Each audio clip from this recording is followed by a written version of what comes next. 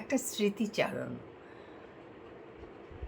কারণ একেকটা সময় যা হয়, যখন আমরা স্মৃতিগুলোকে আঁকড়ে কিছুটা কাল যাপন করি, তেমনি ১২ বছর পর ঘাটাল গিয়েছিলাম মেয়ের কাছে। ১২ বছর পর মেয়ের কাছে যাইনি, মানে ঘাটালে গিয়েছিলাম ১২ বছর পর। আমন্ত্রণ পেলাম সবুজ সংঘ থেকে। প্রথমে ফোনে কথা হলো। কি যে আনন্দ হলো! যার বীজ আমি রোপণ করেছিলাম, সে এখন অনেক বড় হয়ে গেছে। কিন্তু সেই জায়গাটা তো আমার স্মৃতি থেকে যায়নি। সে তো আমাকে মাঝে মাঝে খুব ব্যাকুল করে। তখন ভেবে পাই না কলকাতায় থাকবো, না আমার নিজের জায়গা ঘাটালে চলে যাব। এটা হয়তো ১০ বছর আগে হলে কি করতাম আমি জানি না। কিন্তু এখন সময়টা তো বেড়েছে, বয়সটাও বেড়েছে। তো এখন আর অতটা সাহস নেই। যাই হোক, নেমন্তন্ন পেয়ে গেলাম। একটা ছোট্ট গাড়ি ভাড়া করলাম, কারণ দুপুরটা খুব গরম। যেতে যেতে সেই প্রথম দিনের কথা ভাবলাম। সবুজ সঙ্গের প্রাণকর্তা ছিলেন শঙ্কর চ্যাটার্জি।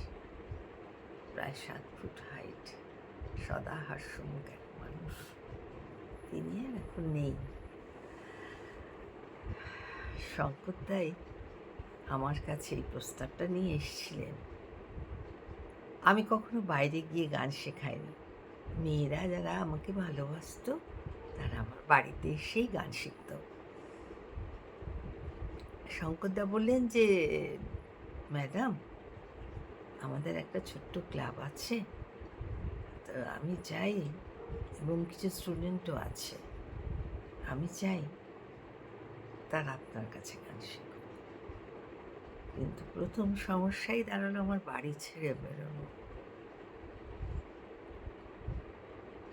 কিন্তু শঙ্করদার জোরের কাছে কিছু করা গেল না। ২টো থেকে আমার দুপুরে ক্লাস হতো। আমি ১টা ১টা ১০-এ বেরিয়ে যেতাম বাসে করে। আমি গেলাম, গিয়ে আমি দরজা খুললাম। দরজা খুলে মেয়েরা আসন বিছিয়ে দিল। বসলাম, গান শুরু করলাম। রাস্তা দিয়ে যেতে যেতে অনেকে দাঁড়িয়ে দাঁড়িয়ে গান শুনতো। তারপর স্টুডেন্ট বাড়তে লাগলো। বেশ ভালো স্টুডেন্ট। প্রত্যেক বছর অনুষ্ঠান হতো। সেই অনুষ্ঠানে আমরা জমজমাট, মানে আমাদের অনুষ্ঠান ছিল। কিন্তু ভালোবাসা যেটা ছিল, কখন কে এসে আমার পাশটিতে বসবে তার জন্য লড়াই ছিল। যে ছোট্ট ৪ বছরের মেয়ে মার সাথে গান শিখতে আসতো, সৃজিতা। ওর মায়ের নাম ছিল, মনে করতে পারছি না। যাই হোক, পরে মনে পড়বে। সুপ্রিয়া, সুপ্রিয়া দলবেরা। ও এসে আমার কোলের ওপর দিয়ে বসতো। আমি ওকে কোলে নিয়ে বসে হারমোনিয়াম বাজিয়ে গান শেখাতাম। এরকম করতে করতে দীর্ঘদিন কেটে গেল। তারপর যে একটা ভালোবাসা তৈরি হলো, সেই ভালোবাসা আমাকে মানে একবারে ভরে রাখলো। কোনোদিনও ভাবিনি যে ঘাটাল ছেড়ে কলকাতায় আসবো। কারণ ওটাই ছিল আমার পৃথিবী, আমার রাজত্ব। কিন্তু মানুষ তো ভাবে এক, সবসময় মানুষের ভাবনা মতো কাজ তো হয় না। প্রকৃতির সঙ্গে তাল মিলিয়ে আমাদের চলতে হয়। তাই অনিচ্ছা সত্ত্বেও শুধুমাত্র চিকিৎসার অভাবের জন্য কলকাতায় চলে এলাম আমরা, ঘাটালের পাট চুকিয়ে। সেই যে একটা কি ভীষণ হাহাকার, আমার জীবনের সব কটা বছর আমি ওখানে ফেলে যাচ্ছি। সেই জন্য এত আমার নিজের কান্না, কখনো গুমরানো কান্না, কখনো তীব্র বেগে বেরিয়ে আসতো। আর আমার ঘাটাল ফেরা হলো না। ঘাটাল ফেরা হলো না এই অর্থে যে আমার ছাত্রছাত্রীদের কাছে আমি আর সেভাবে পৌঁছতে পারলাম না। তবে কি, মানুষ তো সময়ের দাস, সময় চলে যায়, তো আমরাও সময়ের সঙ্গে উঠতে থাকি, ভাসতে থাকি। তারপর দীর্ঘ 12 বছর পর যখন গেলাম রবিবার,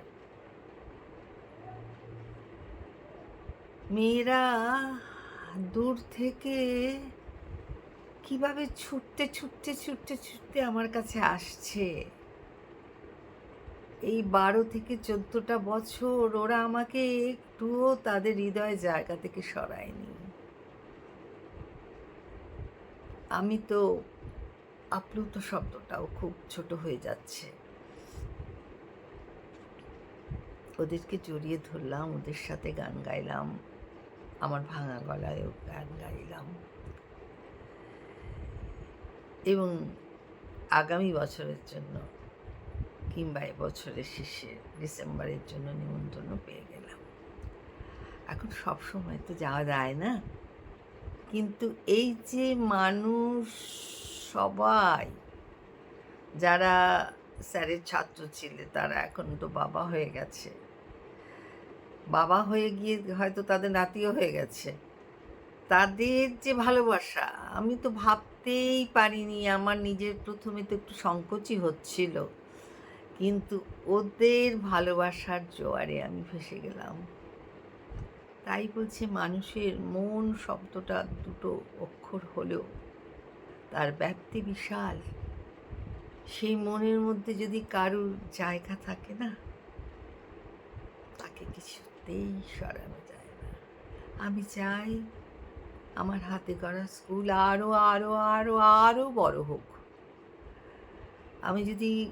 আমায় যদি কণ্ঠ রুদ্ধ করে, মানে আমি যদি গান গাইতে নাও পারি, কিন্তু আমি তো দেখতে পাবো ওরা আরও কতটা এগিয়ে যাচ্ছে। এই পর্যন্তই আজকে সন্ধেবেলার আপনাদের সঙ্গে আমার আড্ডা।